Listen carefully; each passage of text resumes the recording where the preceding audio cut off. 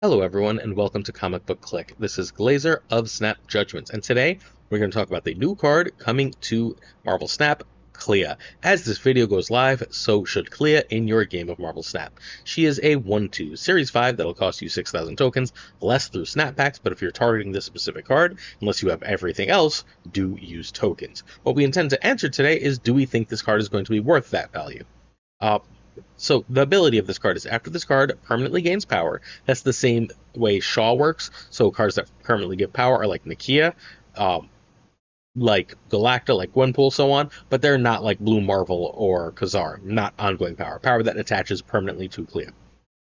Every time she gains ongoing power, she's going to grab a spell for you. That spell is called the Flames of the Faltine. You get it in your hand, and you can buff Clea in hand or in play. You can't buff her in the deck, so no Okoye, no Fastos, no Surge. Those things are not happening. But in hand or on the board, you can buff her. You can buff her multiple times.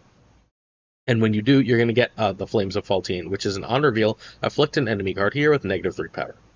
That's reasonable value. A 1 -3 is decent stats. If you get that multiple times in one lane without taking up space, you should be able to fairly effectively be able to shut down an opponent's lane, which is a really useful thing to do. Let's take a look at some of the synergies that this card has. So first, I think this is worth a look in hand buff. If we're buffing this in the hand, unfortunately, there's only a couple ways to do that. If we're buffing this in the hand, this seems really good. If we can not have to play Clea and get her reasonably big, so we can play her late, it's just like a 1/6 or so. That seems very good, and we get multiple Flames of Fultine throughout the game.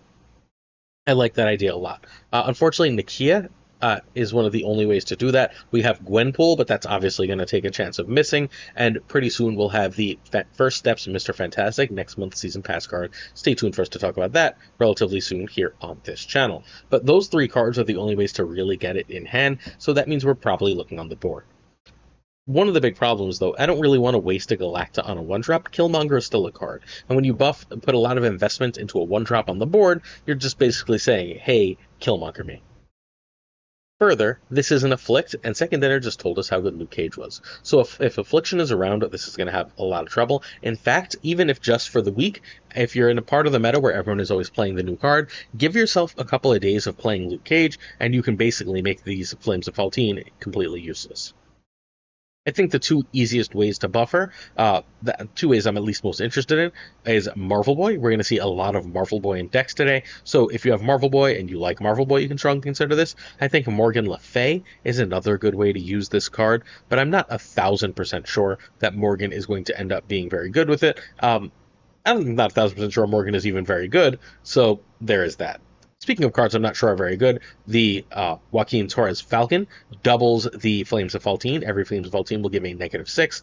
That's obviously crazy power. Use a couple of those, you're going to lane -12. You are fairly likely to win that lane. Your opponent will avoid the crap out of it. That seems really strong. I'm not sure what deck wants Falcon, wants the Torres Falcon, and wants Clea, or can really support both, but if we can get there, we might be cooking. Then we have Collector. Collector benefits in a huge way. If you can make multiple of these every turn, you can give 1, 2, 3 power to Collector. That seems really good.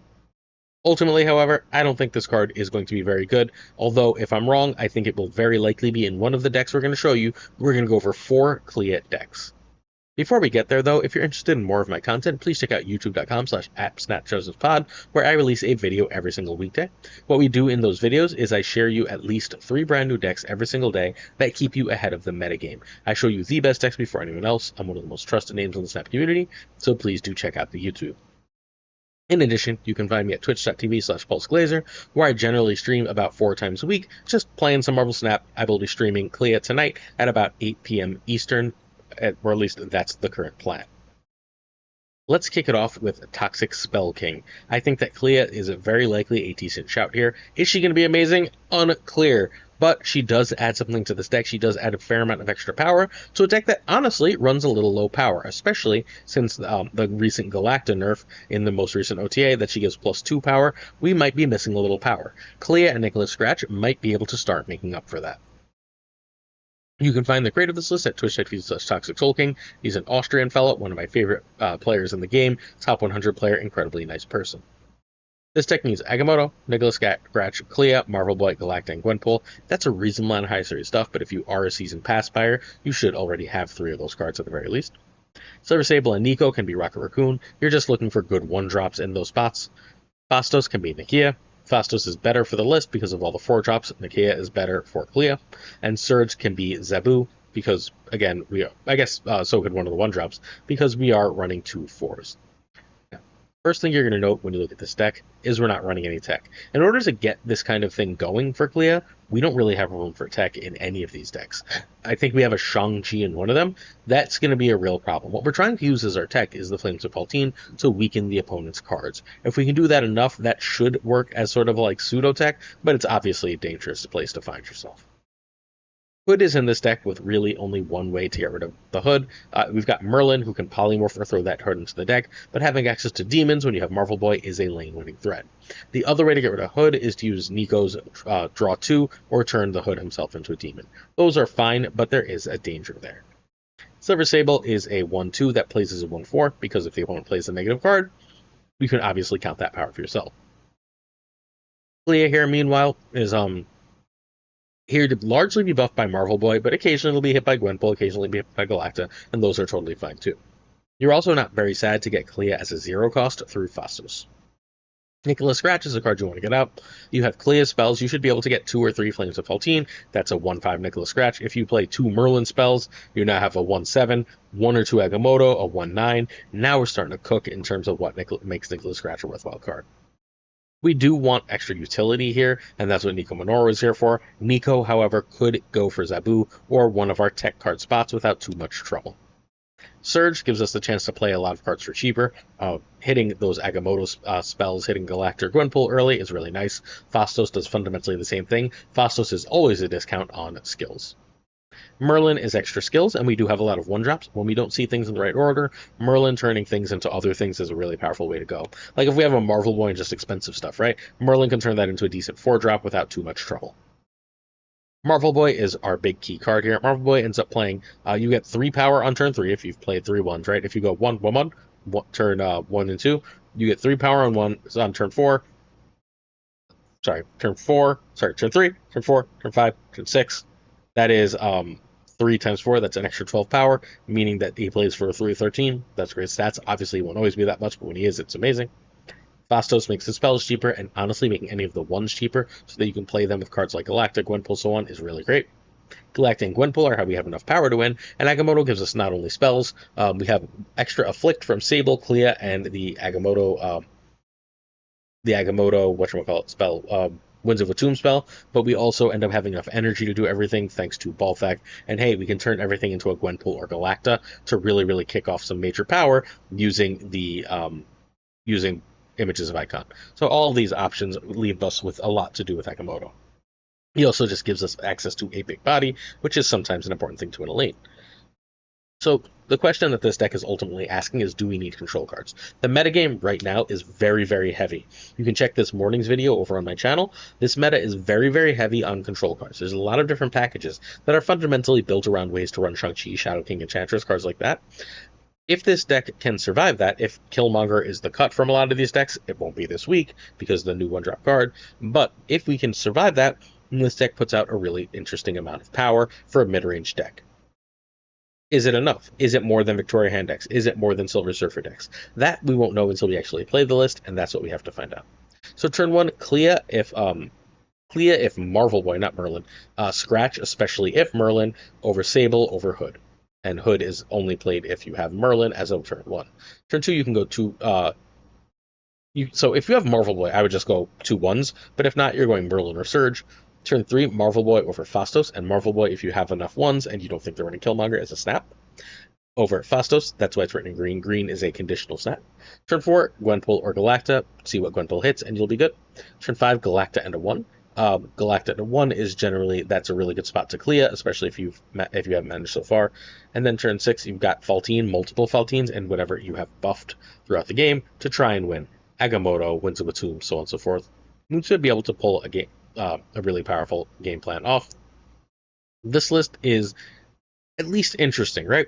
We're saying we can do enough power to compete with the metagame. I'm not sure if Clea allows that, but this deck could not survive without tech. without Clea, right?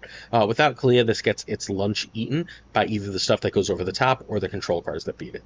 Clea gives us a chance to potentially be able to say, okay, if I have my power from Gwenpool, Galacta, Phastos, Marvel Boy, can Clea's Flames bridge the gap? It's entirely possible that getting an extra -3 every turn on opponent cards, that's a lot, right?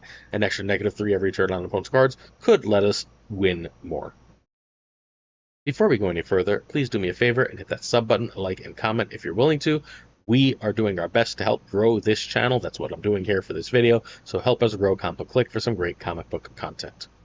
And I just want to go back really quickly because a thing occurred to me as I was talking. Werewolf by Night seems like it might be really solid here as an extra power play because Werewolf by Night works especially well with skills, because they disappear, letting Werewolf move without any negative. That seems like a really powerful thing to do with Clea. That would have to replace Phastos in this list, but it is a worthwhile look. Although it could actually replace the hood. You don't super need the hood either. All right.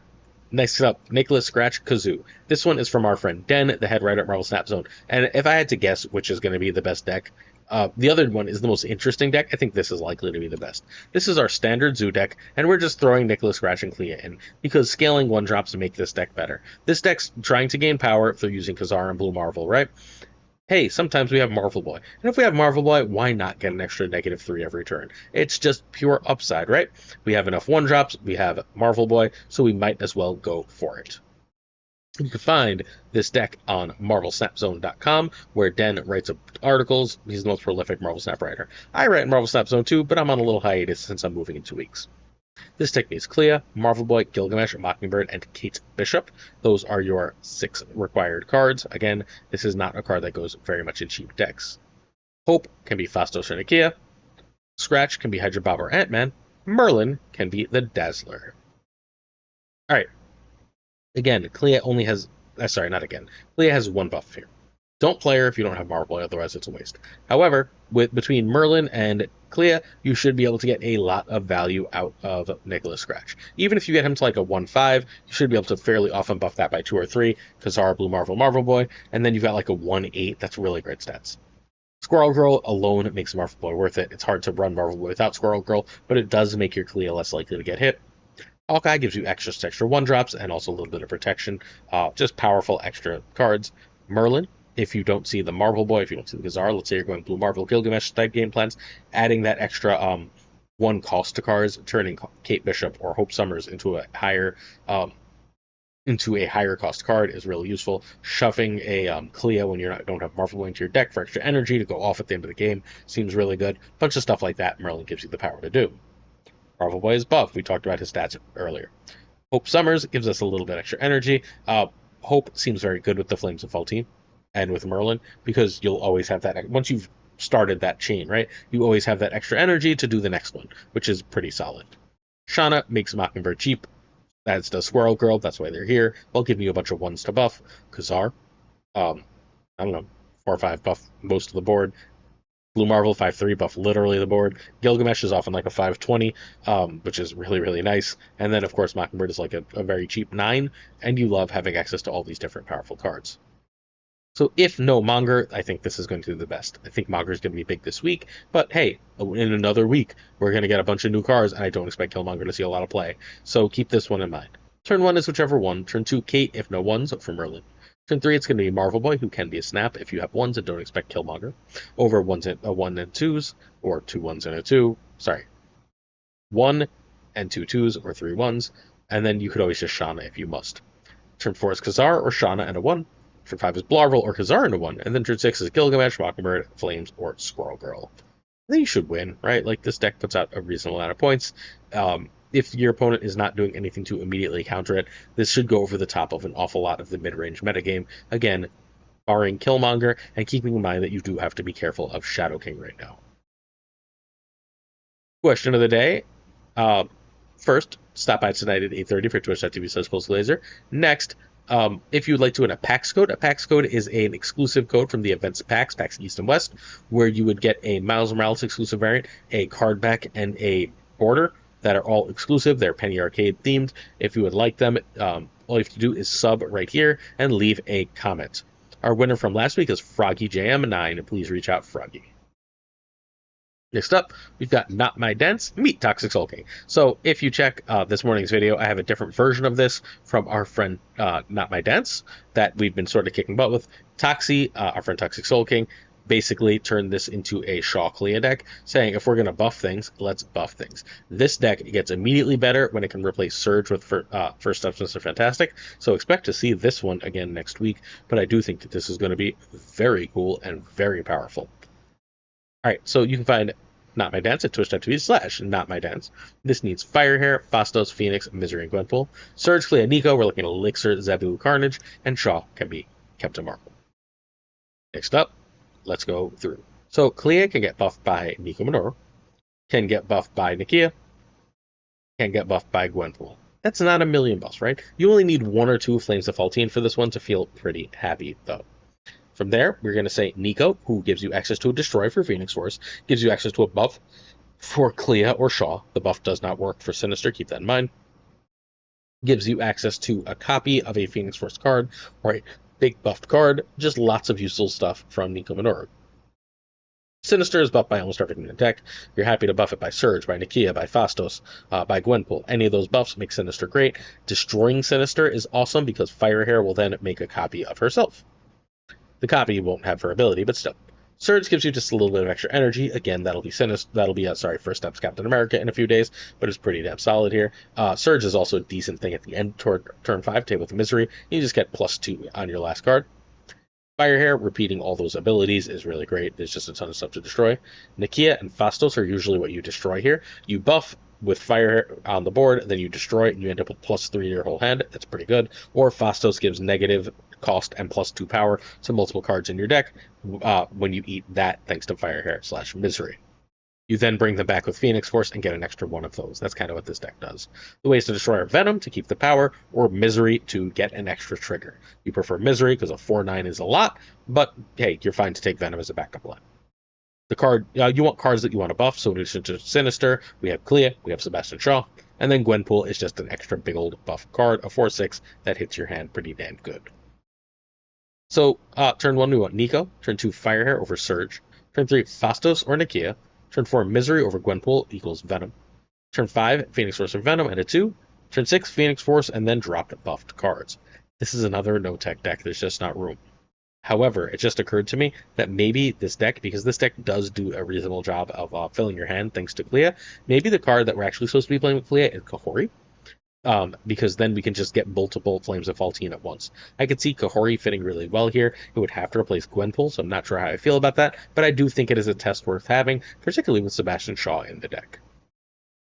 Hey, if you'd like to see some great streams, please check out our friends on the stream team, where every different day, one of our great friends streams. On Mondays, it's Gregor2424, Tuesdays, Prashon, Wednesdays, Game of Flash X, Thursdays, the King of Canada, Friday, Tucker, Saturday, Fafthor Newman, and Sunday, Oh Behaved. Please do go check out our friends' streams. Make sure you're following, just ring that notification bell on Twitch, and you can see some great decks from a lot of these videos. Next up, we got Zoo Wiccan. This is the last one. This is what I'm trying to put together. There's something here. I'm not sure what. I think the card I may be missing. I may want to go with Kahori, and I may want to go with Kahori and Shaw here, and then keep the Merlin and Kate, and then cut the Surge and mess around a little bit that way. I think we're close to something here. We're close to a new archetype that could work. So I'm still playing with this.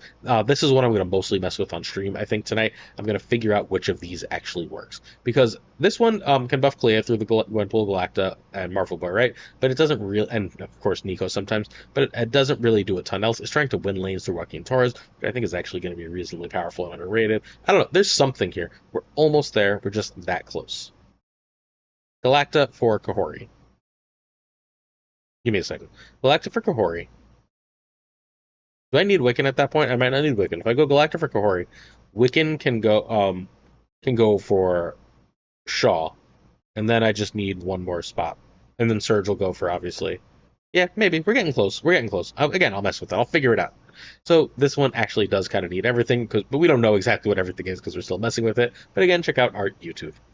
Next up, we got Zoo Wiccan. So Clea is here to be buffed by the same cards. Here we're trying to win a lane with Joaquin Torres. Basically what we're saying is anything you play in that lane is going to get -6 power. If I do that twice and I've given you -12 powers, I feel like I've probably won that lane without too much more commitment.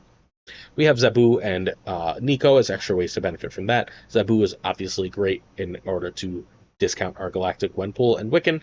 Getting Wiccan out early lets us play everything we want to. Nico gives us the usual draw and copy nonsense. Multiple Joaquin Torres seems utterly insane here. Surge makes cards cheaper, getting a Clea cheap or free, getting Wiccan, Galactic Gwenpool early. All these seem very good. Kate gives us extra 1-drops to play.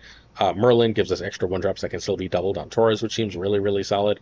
Marvel Boy is a buff for Clea, while also giving us some reasonable power. Galactic Gwenpool are further reasonable power and buffs for Clea.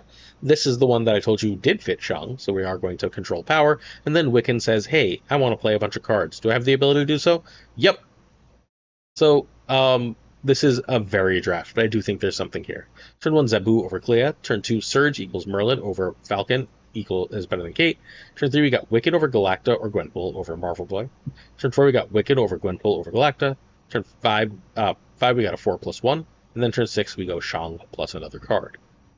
Is there something here? We're on the very borderline of a new archetype, a new type of Wiccan list. Just let me cook. We'll get there. This one seems legit. If Clea is going to be like, if we can make a new archetype out of it, this card might be the sleeper of the season, but I'm, as of right now, not sold, so you're going to have to check back on my main channel to make sure what we think. Question of the day. Alex Garcia, the COG Comic OG, says, how do you get into Marvel Snap? So Marvel Snap is a very complicated game to get into right now. Not how does one get into Marvel Snap? What's the question. So how does one do that? Well, what you ultimately need to consider is the monetization of this game is kind of crap. What it is right now is basically like a weird $25 a month subscription, because you're going to get 2 cards for buying the Season Pass and Season Pass Premium coming up starting next month. That's $20. Plus, you got to buy the Gold Pass in order to have enough gold to do anything. That's $25 a month. If you're used to paper CCGs, that's not terrible. If you don't want to spend that on your digital games, Snap's not for you. Cool. The big caveat, though, is Marvel Snap has the best gameplay in the world. It's got the best early game and the best, you'll be constantly opening new cards. The endorphin hits are insane. The gameplay is insane. The quality of the decisions you make, it's going to feel high variance, and then you're going to realize that, skilled players win so much more than not, that there's this cube equity gambling aspect that's so powerful. All that is completely freaking amazing, and you should definitely check it out for the sheer quality of game, but you do have to know that if you don't want to be hopelessly behind, you're going to have to spend $25 a month and have patience. That's functionally how Marvel Snap goes. Don't forget to stick around here at youtube.com/@comicbookclick. We have a Patreon at patreon.com/snapjudgments. If you're willing to check it out, please do so. That's it for today's video. Thank you for hanging out, and I appreciate you. Don't forget, I had a video this morning on the youtube.com/snapjudgmentspod, and I will see you next week here for another one of these preview videos. Peace.